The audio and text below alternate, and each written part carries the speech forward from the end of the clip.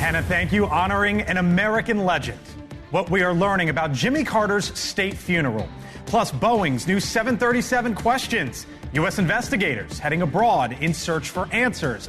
And the food fight that you could see coming in 2025. That's Topping the Hill on NewsNation tonight.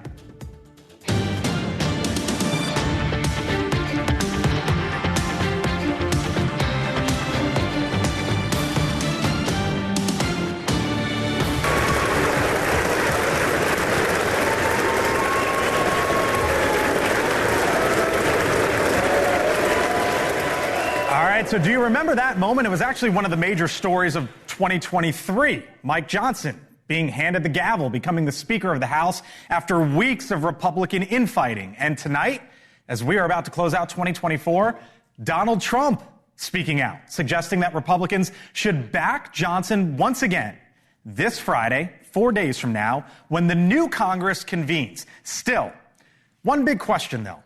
Will some in his own party push back and cause yet another speaker spectacle? We'll get to that later in the show, but first tonight from the Hill, a live look across this town. The White House, left side of your screen there, of course, the Capitol on the right. Flags, if you can sort of squint and zoom in there a little bit. The flags flying at half-staff, honoring America's 39th president, the late Jimmy Carter. Hello, good evening. Welcome to Washington. I'm Blake Berman. This is The Hill on NewsNation. Tonight, we are starting to learn just how the former president will be honored in the coming days. President Biden announcing today a state funeral for former President Carter on January 9th. Our Kelly Meyer spent the day at the White House as memorial plans were announced. Kelly joins us live here on the Hill. Hello, Kelly. We're starting to learn how some of this will be played out here in Washington at the start of the new year. And I know we were talking last night, and great job on that special last night as this happened. You know, President Biden giving those rare remarks from St. Croix. He wanted to speak out in front of the cameras and take questions even from reporters. And then today he did issue an executive order. So all federal agencies, departments will be closed on January 9th, that National Day of Mourning. And as you mentioned, the flags as well, those will stay at half-staff through the 30 days. When it's a former or current president that passes away, they will stay at half-staff for 30 days, which takes us into and through the inauguration, which is 21 days away, 3 weeks away today. So we know President Biden will give a eulogy, as well as Carter's grandson, Jason Carter. We also know there will be eulogies from those who have already passed on, including former President Gerald Ford and former Vice President Walter Mondale. Those eulogies will be read by their son. So those were already written and will be read. That's an interesting note for this. So eulogies that they had already written, and their sons will read. Do we know about the current President's Club of Barack Obama, George Bush? It's a good question. We have feelers out to Trump's team if he will be attending, the former and incoming president. And then as well as you're wondering if Obama, Clinton, Bush will be there in this moment where next week we could see the former presidents and then the incoming one all together before the inauguration, which would be quite a moment to see. And we did see a bit of bipartisanship, though, with that letter from leaders in the House and the Senate, Republican and Democrat, sending that letter to the Carter family, asking them for that approval for him to lie in state at the Capitol. And that will happen next week. He'll arrive here on Tuesday. And the members of the public can see him from Wednesday to Thursday before the funeral. Kelly Meyer, see you later in the show. Right, Appreciate it. Thank you. Now with us now is Ambassador Mark Ginsburg. Ambassador Ginsburg served in the Carter administration with a focus on Middle East policy, working on the Camp David Accords and the Israeli-Palestinian peace initiatives. The ambassador joins us live. Thanks for being with us here on the Hill, sir. Appreciate it. You had a front row seat to a lot of the big important moments as it related to former President Carter. He was, of course, known for many of the ongoings in the Middle East during his presidency. Take me inside the Oval Office, if you could, or at least being on the phone with Jimmy Carter. What was it like? There's no doubt that his achievement at Camp David was one of the most consequential achievements of American diplomacy in the Middle East and much less in the world. And his unyielding efforts to translate that into a broader Middle East peace was not only consequential, but also set the stage for further peace agreements that to this day we're seeing under President Trump and President Biden under the Abraham Accords. Jimmy Carter set that stage in motion. What was it like working with him? When Jimmy Carter called you, or when you were sitting there across, I see you smiling, and you were there speaking to the President of the United States at that time, Jimmy Carter, what was that like? There's no doubt that as sitting across from the president, it was all work, all seriousness, all detail. you better get your cards laid out right in front of him, and they better be right. But I also had the personal side with him because he came to visit and spent a weekend with my wife and I in Morocco when I was ambassador. And he and I got to spend, well, in terms of quality time, we were together for 3 days, morning, noon, and night. And then I saw the entire personal side and also many of his inner thoughts about his race for president as well as his loss in 1980. There was a fascinating statement, Mr. Ambassador, I thought from Donald Trump, the former and incoming president. He said, "Those of us who have been fortunate to have served as president understand this is a very exclusive club, and only we can relate to the enormous responsibility of leading the greatest nation in history." That enormous responsibility, as you saw it before Jimmy Carter, during his tenure was what? There's no doubt that when he took office, the country had been racked by the Vietnam War and Watergate. He wanted to set the stage for a younger, more refreshed, more engaged presidency. But there are a lot of events that proved to be out of his control during those 4 years. Obviously, the rate of inflation, interest rates, the Iran hostage crisis, which I sat through with him at the White House and with his Secretary of State. It was clearly a very challenging period, but remember, what was the one takeaway from being there when it came to the Iran hostage crisis as you sat across from Jimmy Carter or with him? How helpless we felt. That he said subsequently, had he sent more troops in to help rescue the hostages, he believed he may have been reelected. And from the time that the Shah was overthrown to the time that the hostage crisis began, we entered a period where we were adrift because the United States really had no effective countermeasures to take against Iran's new leadership. So that's obviously some of the political, Mr. Ambassador. Let me ask you about the personal. There was a video that I saw, and of all places, that really got my attention. Of all places, it came from Delta Airlines. And it's on the screen, and Delta basically said when Jimmy Carter was on one of their flights, obviously the big hub there in Atlanta. And him flying commercial is another thing. But when he was on one of their flights, he would go up and down the aisle there and shake the hand of every single person. It's not often that you get to see a former president of the United States. It goes to show him, the person and post-presidency. Last night, as I was anchoring part of our special coverage here on NewsNation, I also spoke with the CEO of Habitat for Humanity, who, of course, Jimmy Carter and his wife, Rosalind, worked alongside for many decades. Here's what he told me. I'll get your reaction on the other side. Wherever he went, that brought attention to the need for safe, decent, affordable housing, but also inspired so many others to get involved. And most people, if you say Habitat for Humanity, the first thing they'll say is Jimmy Carter. So you just walked me through what it was like being with him in the Oval, being with him personally, but I wonder how you view his post-presidency. Listen, you can almost say that despite the fact that he only served one term, he served many terms as a post-president president. And I remember when he came to Morocco, he's not getting enough credit in the media coverage because besides Habitat for Humanity, he also did an incredible job helping to eradicate diseases in Africa. I mean, he sets a stage for what essentially became the Bill and Melinda Gates Foundation's initiatives there. When he came back to visit us in Morocco, he was on his way back from southern Africa, where he had spent an enormous amount of time trying to eradicate the giddy worm, which was killing many, many people, as well as destroying the eyesight of many young children in Africa. I mean, this is a guy who just never quit. And he got everybody activated on these issues in a way that no other former president was able to do.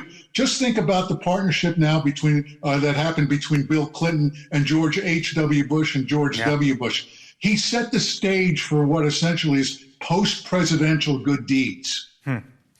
We'll leave it there. Ambassador Mark Ginsburg, fascinating perspective. Thank you for your time, sir. We appreciate it. Pleasure. You got it. All right, joining us now, Mick Mulvaney, NewsNation political contributor, former chief of staff in the Trump White House, joining us from down south in the Conch Republic. Mick, thanks for being with us tonight. You know, there's going to be a remarkable scene here in Washington on January 9th to celebrate and honor an American legend, a guy who came from a peanut farm in Plains, Georgia, served in the Naval Academy, became a state senator, a governor, and then the 39th president of the United States. A lot goes into putting that together and making that happen. From your former perch as a White House chief of staff, sort of peel the curtain behind me for me and for our audience here on NewsNation of what it's like to sort of orchestrate a state funeral. Yeah, we went through this exact thing. Oh, by the way, Happy New Year, Blake. It's good to see you. Happy New Year. We went through this when George H.W. Bush passed away. The White House doesn't run the funeral, obviously, but they're heavily involved. Keep in mind, this is going to be one of those rare times. I know you were talking to Kelly Meyer earlier about who's going to be there, but there's a really good chance you're going to have a couple of ex-presidents, a sitting president, an incoming president, the current vice president, the incoming vice president, all together in the same room. That is a security nightmare for the United States Secret Service and the other protective services and so forth. Right. Think about all the work that goes into just getting all those folks together in one room for the State of the Union speech, which is heavily controlled. And now you're talking about an event that's even more open to the public, not the public, but there's going to be a lot more people there in the National Cathedral. So it's a big deal. It will be a security nightmare, but it is the type of thing that the Secret Service knows how to do and does extraordinarily well. And it's one of those times that people forget what party they're in and they just want to sit down and remember the person who has passed. Live look at the Carter Center there in Atlanta, Georgia. Mick, I thought that was a fairly self-reflective quote from Donald Trump about the quote-unquote enormous responsibility that is upon one of the rarest club, you could argue, in this country. The president of the United States, the commander-in-chief, you had a front row seat to it. Yeah, I did. And I remember coming up through school and, I wasn't old enough to vote for Carter, but I sort of became politically interested when Carter was president. And I remember for years after that, for decades after that, they'd show the picture of him when he was elected in 1976 and the picture of him when he was leaving the office in 1981. And the man had aged 20 years in just those 4 years. And of course, you look at many of the other presidents, and the same thing happened to them. The weight of this particular job is unfathomable. And there's very little, up to and including being vice president of the United States, governor of a major state, whatever, there's very little that can fully prepare you for the job and the burdens that you do bear. Keep in mind, your previous guest just talked through 6 or 8 things that I'm sure everybody forgot about in terms of what the president had been involved with back in the 1970s in Africa and so forth. So there's so much going on all of the time that, it was nice to see Donald Trump reach out today and sort of strike that appropriate chord, which is it's a very small group of people, and there's certainly a mutual respect amongst them, having served in that truly unique role. All right, Mick Mulvaney, see you later in the show with what is going on. Speaking of Trump, Donald Trump, Mike Johnson, your party, the House, Friday, a big vote. There's lots to talk about here in Washington, D.C. in about 20 minutes. Thank you, Mick. Appreciate it. Yeah, that won't be as calm as this discussion, that's for sure. All right, fair enough. Still to come here on the Hill, an aviation disaster in South Korea. A Boeing plane skids on the runway, kills 179 people. How the United States is now getting involved, and what's next for the airliner after yet another accident. Plus, House drama. The GOP set to vote, as I mentioned, on a speaker on Friday. But does Mike Johnson have enough support? And Weight Watchers, you could say. The collision course potentially between RFK Jr. and Dr. Mehmet Oz. Welcome to Washington. I'm Blake Berman. You are watching The Hill on NewsNation. This is the center of politics. We're back in a few. Welcome back here to The Hill on NewsNation. A Mayday calling, and tonight a team of U.S. investigators are trying to figure out what went wrong in South Korea after a Boeing 737-800 plane skid off the runway after landing in South Korea from a flight that took off in Thailand. That crash killing 179 of the 181 people on board after it potentially struck a bird or several of them upon descent. Now, it is the latest incident involving Boeing. For example, in January, a door panel flew off an Alaska Airlines flight mid-flight. The FAA briefly grounded Boeing's 737 MAX. In February, an engine caught fire, and in March, a tire fell off a Boeing 777 as well. Joining me now is a Democratic congressman, a member of the House Transportation and Infrastructure Committee, Congressman Jake Auchincloss, joining us from his hometown there in the greater Boston area. Congressman, thanks for being with us. Appreciate it. Happy New Year to you and yours. It's obviously an awful scene there in South Korea. U.S. investigators are there trying to figure out what happened. It is yet another incident involving a Boeing plane. Your committee has looked into this for many years now. I wonder what went through your mind when you saw the news and saw yet another Boeing incident here. Every passenger's worst nightmare, what happened in South Korea. For this particular instance, we need to see the results of the National Transportation Safety Board's joint investigation with our allies. I don't think it's wise to comment on what went wrong or what the policy response might need to be for this episode until we have all of the facts and expert analysis. What we know more broadly, though, is two things. One, Boeing, as an American manufacturer, has lost its way. It became overly financialized and lost its manufacturing and safety and quality culture. And America needs Boeing to get back on track. It's not just a company, it's a strategic asset. And the FAA has been on them closely over the last year, in particular with volume restrictions until they get their act together. Number two, Blake, is the importance of engineered material arresting systems throughout runways in the United States. Basically, for our listeners, what that is it's material that you can put in airports that don't have enough runway space so that if a plane goes off the runway, basically the plane's tires sink into this material and it slows it down radically so it doesn't hit a barrier. This has been a wise investment for decades now, and we should continue to make it. How worried should we be, Congressman, that the FAA, speaking of, is still short some 3,000 air traffic controllers?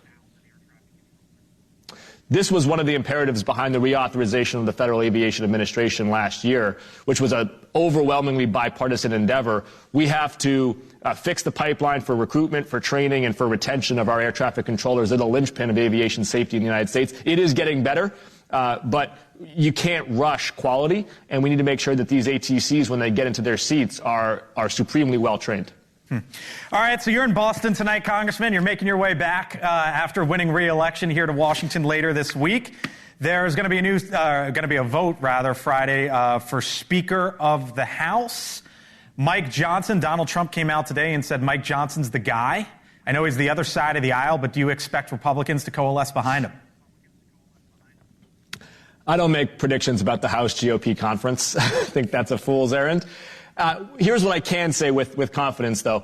Regardless of who wins that gavel and how many rounds it takes, and maybe more than one, what we know from this term going into next term is that functionally a GOP speaker needs the Democratic minority leader, Hakeem Jeffries, to be successful. This Congress, when we wanted to do the debt default, when we wanted to fund the government, when we wanted to fund Ukraine and Israel, every single time a meaningful vote came to the House floor, more Democrats than Republicans ended up voting for it, despite the fact that a Republican speaker brought it to the floor. So it's functionally a co-speakership. Is that your way of saying? Is that your way of saying that some Democrats, maybe even potentially yourself, will work with Mike Johnson? Mike Johnson has the gavel, or will have the gavel, or at least has the initiative to get the gavel, and thereby it's his call whether he wants to be bipartisan. There's two routes to take. I'll give you an example. We're coming up on what they say they want to do, energy and border security bill.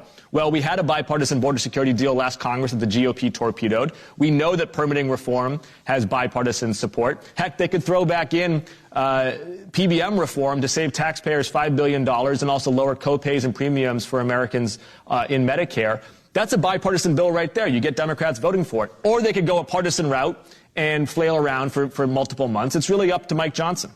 All right. We'll leave it there. Congressman Jake Auchincloss, Democrat from Massachusetts. Thanks for joining us tonight. Happy New Year, sir. Appreciate it. Happy New Year. You as well. All right. Still much more ahead here on the Hill. So, as I was just talking about with the congressman there on the Democratic side of the aisle, the new Congress begins this Friday. The House GOP will select a speaker. Will it be Mike Johnson? What's the other side of the aisle saying? We're going to be asking them on the other side of the break. Plus, border battle. Why some allies are actually criticizing Donald Trump, Elon Musk, and Vivek Ramaswamy over their support for immigration visas. And we continue to remember the former president, Jimmy Carter, his life and legacy. And of all things, did you know he had an impact on craft beer? Yes, he did. Crack one open if you want. We're back in a few.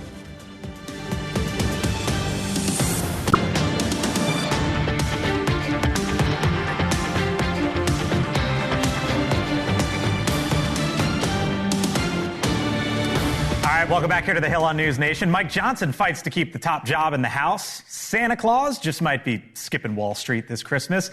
And New York City preps for the big drop. Our Kelly Meyer is here with what's happening in and around the Capitol. Hello, Kelly. Hey there, Blake. Well, it seems like House Speaker Mike Johnson may have a rough start in the new year. President-elect Donald Trump giving him his, quote, complete and total endorsement ahead of what could be a contentious vote in the House for him to keep his leadership post at the end of this week. That vote comes amid GOP infighting after a spending deal was pushed through the House right before Christmas without raising the debt limit, that all to avert a government shutdown. The move upsetting some far-right Republicans.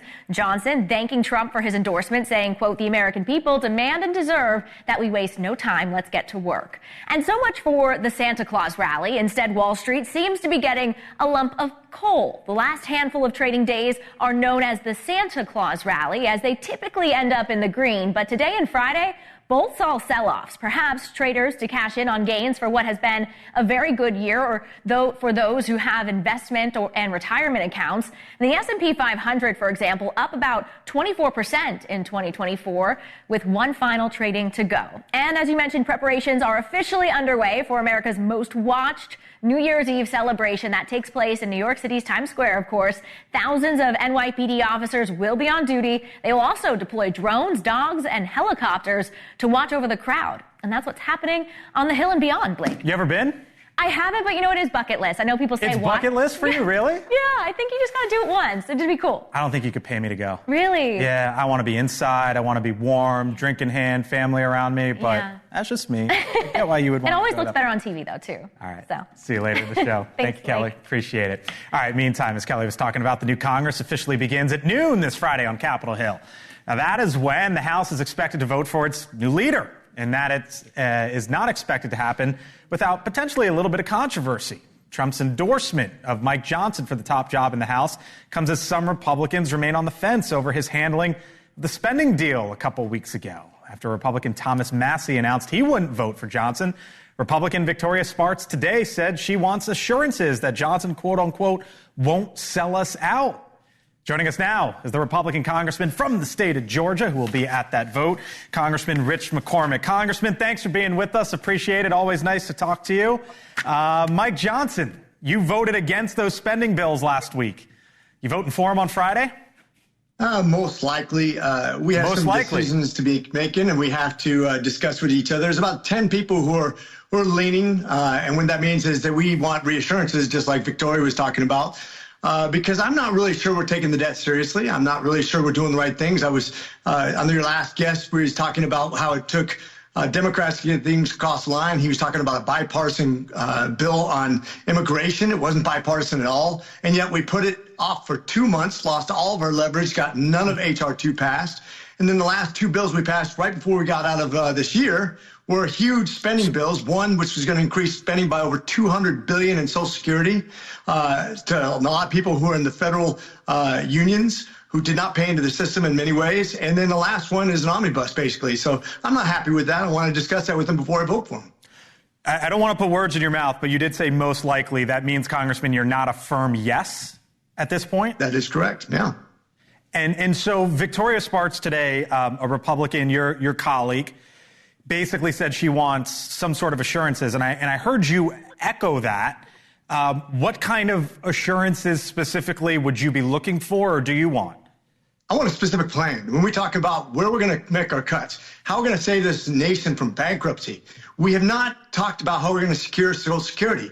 In about 9 years, because that bill we just passed, Social Security will go bankrupt. It will have an automatic 21% cut unless we do one of two things, which is expand our debt by massive amounts or get the automatic debt cut. And so I just don't think we have a plan. And when I talk about non-discretionary spending, what we call mandatory spending, that is almost 3/4 of our budget. So, if you take the 15% that's military, we have nothing left to cut when we're in 30% deficit. Every 10 days is another $100 billion in debt we get. We're not taking this seriously. I need to see exact plans, what we're going to do, how we're going to tackle this, so that I know that we're going to actually have something that's not going to be passed because 100% of Democrats vote for it, which means it's probably a pretty bad bill. So you say that we don't have a plan, quote unquote, to deal with some of the items that you just discussed. And I hear you talking about Mike Johnson, but Donald Trump's the incoming president. He's the leader of your party. So when I hear you say we don't have a plan, how much of the blame do you put on the man who's going to be occupying the Oval Office, Donald Trump? It's up to it's not up to President Trump to deal with the purse strings. That is legislative body. We're not a monarchy. We're in a republic. And by constitutional delivery, we, Congress, are responsible for the budget, not the president. He can have his own ideas, but ultimately it's up to us to be responsible and pass a budget that's somewhat responsible, because we haven't done that in about 30 years. And just to circle back, Congressman, on something that you had said, I think you had mentioned something like 10 other colleagues of yours, Republicans, who want to hear from Mike Johnson or speak to him. Are there conversations happening behind, or let me put it this way, are there conversations happening among Republicans right now? If it's not Mike Johnson, then it's blank, or then it's who? No, I don't think so. And I don't think it's very realistic that somebody else is going to be able to come in and grab the reins. That's why I say most likely he will be the next speaker. But that doesn't mean there can't be conversations. This is where you have your leverage. This is the one time that you have before you elect a speaker to get assurances and a plan, something that makes sense to us, something that's actually tangible, something that you can actually put on paper even, that you can say, look, this is my plan to actually tackle something that if we don't, we'll bankrupt this nation, we'll lose our currency standard, we'll lose our place in history, and it'll be over for all of us. Let me leave you with this. Is there a way that you can envision yourself voting no against Mike Johnson? You know, I hope not. But I don't want to pin myself in any corner. I want to make sure I have great conversations. I think Speaker Johnson is in a tough spot. This is a tough job to have. I think he's an honest guy. He's a humble guy. I think he's conservative. I think he has great intentions. But I want to help him come up with that plan, just like everybody else in Congress, especially my Republican colleagues, those people who are deficit hawks like myself, those people who want to see us successful well into the next generation. We have to have something exact, though. This is no more can we talk in pastels. We have to be bold. Congressman Rich McCormick, thank you for coming on tonight here on the Hill. It's going to be an interesting day up on Friday here in Washington, and you'll be in the middle of it all. Happy New Year, sir. We'll see you in the new year. Happy New Year. You got it. Mick Mulvaney, NewsNation political contributor, former chief of staff in the Trump White House, back with me again. Mick, what'd you hear there? A really interesting conversation, a conversation that I've heard before, going back all the way to 2011, the first time I voted for a speaker. There's going to be a small group of fiscally conservative Republicans who see this as their leverage moment. I think what we've all come to discover, however, after that leverage moment is over, is that the fiscal conservatives are still a minority within the Republican Party, let alone a minority within the larger part of Congress. But these are the debates that you want to have happen. This is what I tell people back home when they ask me about voting for speaker. I represented 750,000 people, just as the congressman there does. This vote is not for them. This vote is for who you want to be your leader, the leader of your party in the House. And that doesn't, so it's not that you're doing a representative vote here. You don't really go to the people back home and say, who do you want me to vote for? This is a personal choice. Most votes are not like that. And that's why a lot of folks are probably paying it very close to the chest. They don't dislike Mike Johnson. They just don't see how the world changes very much if Mike Johnson is the speaker. All of that being said, Mike Johnson is going to be the speaker because he still has the support of Donald Trump, and apparently now in just the last 20 minutes or so, Elon Musk as well. So what do you make of Elon Musk? I find it hard to believe that anybody else is going to be speaker. I got to run to the break real quick, but what do you make, Mick, of Elon Musk coming out and saying, yeah, Mike Johnson's the guy? Yeah, well, it gets rid of that fissure, right? If there was some concern that maybe Trump was for Johnson, but Elon Musk was against him, would that give signs of a break in the party, of friction between the leadership, and that just went away here. So Mike Johnson is going to be the speaker. Question is, how ugly is it going to be on Friday? Mick Mulvaney, thank you, sir. Happy New Year. We'll catch you in the new year. Mick Mulvaney, former Trump White House chief of staff, NewsNation contributor. Thank you. Thanks, Mike. You got it. All right, still to come here on the Hill. Weight Watchers, how RFK Jr. and Dr. Oz could be butting heads over potentially your healthcare choices. The full panel joins me live here on the Hill, the other side of the break. The opening day of Congress, an historic moment in America, and NewsNation politics powered by The Hill will take you there. I'm Blake Berman. Join us for a special edition of The Hill. Friday, 6, 5 Central on NewsNation. On NewsNation, two of President-elect Trump's top health nominees are battling over how to handle the growing interest in weight loss drugs like Ozempic and Wegovy. Dr. Mehmet Oz, who is the president-elect's pick to head the Centers for Medicare and Medicaid Services, and Robert F. Kennedy Jr., nominated to be the next Secretary of Health and Human Services, seeming to be on a little bit of a different path on this one. Oz saying he approves of the weight loss drugs, while RFK Jr. is seemingly against them. Joe Khalil is here with the latest. Joe, this is interesting because HHS is RFK Jr., Mehmet Oz, CMS, Centers for Medicaid Services, falls under HHS, and the two have diverging views. Yeah, so assuming that both of these men get through Senate confirmation, which is still a big if, we could potentially have right away in the new Trump administration this collision of opinions between two of Donald Trump's top medical officials, in RFK Jr. and in Dr. Oz. So it's a really interesting dynamic, and it centers around something that everybody talks about right now. When you hear weight loss, one of the first ideas that comes up nowadays is Ozempic, Wegovy, and these other GLP-1 drugs. So Dr. Oz says this is the best thing out there. If Americans want to lose weight, then they shouldn't be judged for how they choose to do it. And he says the benefits far outweigh the detriments. But on the other side of that, RFK Jr. says Americans taking these things are gullible and are being fed these things by the pharmaceutical industry, when really the answer is old-fashioned diet and exercise. Take a listen. We're spending $1,600 a month on this drug. That alone will cost $3 trillion a year. If we spent about 1/5 of that giving good food, 3 meals a day to every man, woman, and child in our country, we could solve the obesity and diabetes epidemic overnight. Blake, the other voice to listen to here is Elon Musk, who is also a big supporter of these drugs. Obviously, he's got President-elect Trump's ear, so his voice could also really impact this debate. Okay, live for us here in Washington. Joe, thank you very much. Appreciate it. Full panel here with me now. Erin Perini is a Republican strategist. Niall Stanage, White House columnist for TheHill.com. Kelly Meyer, you know her by now, and Scott Bolden, NewsNation political contributor. Hello to you all. Nice to have you all in. Almost there to the new year.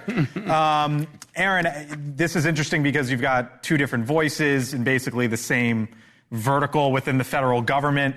I just wonder if at the end of the day, Donald Trump's going to make a decision one way or another, and that's what is going to end up happening. Or does he leave it up to these two to sort of battle it out? You will see perhaps a little bit of a battle, but there's already the rulemaking process going on right now because of the Biden administration wanting to move forward with this. So this is already going to be happening somewhat about access through the Trump administration, just given the rulemaking process. However, in this, I think that we need to be a bit nuanced when we're having this conversation, because RFK Jr., yes, he has said 3 meals a day. He does believe that you need to be healthy. However, he's also said there is a role in his CNBC interview for these type of drugs. So if we aren't nuanced and we're like, well, he's a no and he's a yes, we're missing the bigger story here. It's clear RFK is concerned about growing government and giving people drugs they don't need and the heavy hand of pharmaceuticals. All appropriate things. But we can't talk in vast generalities. We have to be detailed. So I don't know that this is going to be a fight. The rulemaking process will be a thing to watch. And if they can nuance it enough to make it accessible and affordable for American people, because it does change lives to be able to get healthy. You've taken one of these GLP-1s. Yeah, Mounjaro. Mm-hmm. You look fantastic, Scott. Thank you. If you're lying, keep talking. Where do you come down on this? You know, it pains me to agree with my colleague. Oh, it doesn't pain you. You love it. Stop. But the reality is, Mounjaro and Wegovy, you can only take it for so long. That's the first thing. Second of all, it tells you, your doctor tells you you got to work out, you got to eat healthy and so forth and so on, because when you're off it, if you don't have the same bad eating habits, the weight will come back. And you can't be on it forever because it has side effects on your pancreas. Pancreatitis is one piece. And so I don't think it's as much an argument, adverse argument, as it is that people have to get healthy. And here's the deal. With these GP-1 drugs, the healthcare savings costs. Obesity is a number one issue in this country, and if you reduce the obesity piece, you reduce the cost of healthcare, such as high blood pressure, diabetes, that's costing the healthcare industry and the government tons of money. So the Biden administration, in what Aaron had referred to sort of as they've jump-started this. Niall estimates it would cost $25 billion to Medicare over the next decade, $11 billion to Medicaid over the next decade as well. It would, but to Scott's point, according to the Milken Institute, the cost of obesity to this country is $1.4 trillion a year. So the cost of supplying these drugs to Medicare and Medicaid recipients who are eligible for it because of obesity is really a drop in the bucket compared to the overall societal cost of obesity. All right, meantime, there is already a little bit of a battle brewing among some Trump supporters over his immigration policy and how it relates to H-1B visas, which allow highly skilled workers to remain in the United States. Trump ally, tech billionaire Elon Musk, argues the visa program benefits the labor force. Trump siding with Musk in a New York Post interview saying, quote, "I have many H-1B visas on my properties. I've been a believer in H-1B. I've used it many times. It is a great program." Kelly, this is, though, a bit of a reversal from the president-elect compared to where he was in 2016. Right, and you're also seeing folks like Nikki Haley coming out and saying we need to invest in the American workforce, is something that she said. She said that it is lazy for the tech industry to automatically go to foreign workers for their needs. So it is interesting, too, to see Trump also, again, in this moment, having that Elon effect. Elon is siding with each other, but, Is this Elon effect, or why do you think Trump was where he was and is where he is now? I think there's also just an evolution that comes with time and a bigger, better grasp and understanding of the immigration system. This is something Donald Trump's been working on now. Some might call that a flip-flop. No. Here's the thing, evolution, I'm sorry, if Kamala Harris and Democrats were allowed to change every freaking position they wanted in the 2024 cycle without her ever actually having to say anything and not be called flip-floppers, we're not going to call them that. I can believe that Why this are we is an not going to evolution. call him that when he flip-flops? Why not believe that this could actually be an evolution? People say that Donald Trump is too stuck in the mud on immigration and he is too hardline on this, but then he moves and people are like, oh, well, this is a man who stands for nothing. Can't have it both ways.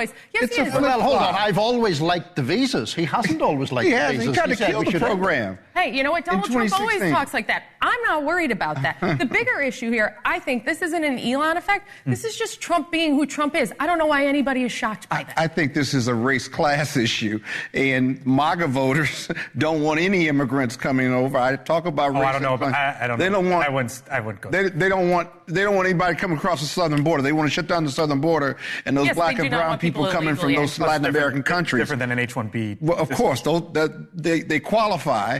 But then if you look on the social media, the attacks on our Indian friends from India and other parts of the country who benefit from these HB1 visas, the MAGA supporters are attacking them, and they don't want any of them. They want one sole policy, if you will. So I think Trump is going to have to figure out who he's going with. But the reality is, you can't reconcile those two.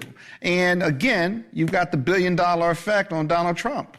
All right, I'll give you the last word here. Well, I just think it's a bit more complicated than that, because you're hearing people like Steve Bannon, of all people, make arguments that are more associated with progressives in a certain way, saying that these visas enable employers to take advantage of employees who are essentially tied to the employer. All right. And then they knocked down, or they attacked American laziness and their work ethic as well. All right, meantime, live look at the White House, 22 days until the 47th president takes over.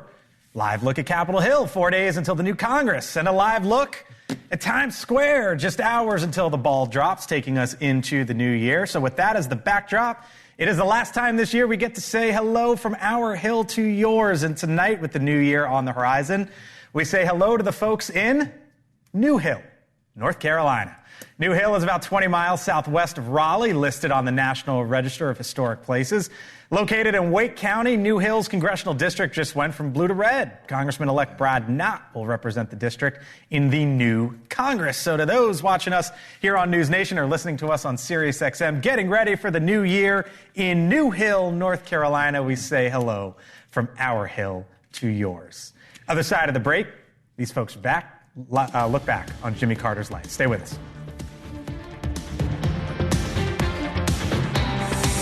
And a raise a glass this week as we say goodbye to 2024, hello to 2025. You might have President Jimmy Carter to thank for what's in that glass. In 1978, the president then signed a law that legalized home brewing. sparking the country's craft beer industry. Look at the numbers here for a second. You can see how the craft beer industry has risen in the past 2 decades and now makes up, look at that, more than 13% of the total beer market, even though standard brewers still dominate the industry, of course. And since 1990, the overwhelming majority of new breweries have been craft breweries. So if you're filling your glass with an American craft beer this holiday season, you just might have that old peanut farmer from Plains, Georgia, who became the president of the United States, to thank for that. Of course, the Congress had its role in all that. He signed it into law. Thoughts on Jimmy Carter around the table real quick. Scott? Yeah, he was one thing we don't hear a lot about it. He was an environmentalist. He was the first president to put the, not sunscreens, but the solar panels, the solar panels on the White House. And I don't think he gets enough credit for that, but just an incredible humanitarian. And not just a Peace Prize winner, but a humanitarian after his presidency, more so than really what he did during the presidency.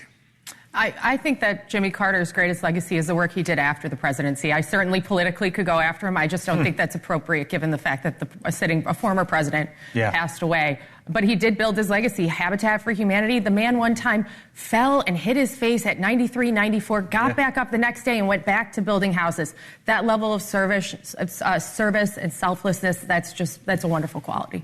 Yeah, a lot of decency, a lot of humility, a lot of very admirable qualities. Those qualities don't always make you a successful president. Any president who's a one-term president, it's always difficult. But Tell me about what we know real quick about January 9th and what's going to be happening. Yeah, National Day of Mourning that President Biden declared. We know that the funeral will be here in Washington, D.C., as well as the opportunity for those at home to pay their respects and come to Capitol Hill from January 7th to the 9th before the funeral. So they'll have the hours. It'll essentially be from 8 a.m. on the 8th through the 9th. But on the afternoon of the 7th, he'll come here on Tuesday to lie in state in the Capitol. It'll be a very interesting day. Obviously honoring an American legend, a former president of the United States, in a time on January 9th where Washington's in a little bit of transition, and you could have all potentially of the living presidents there alongside each other, what that image would look like, honoring the 39th president of the United States. Thank you all for being here. Appreciate it. That does it for us here on the Hill. We'll be back tomorrow.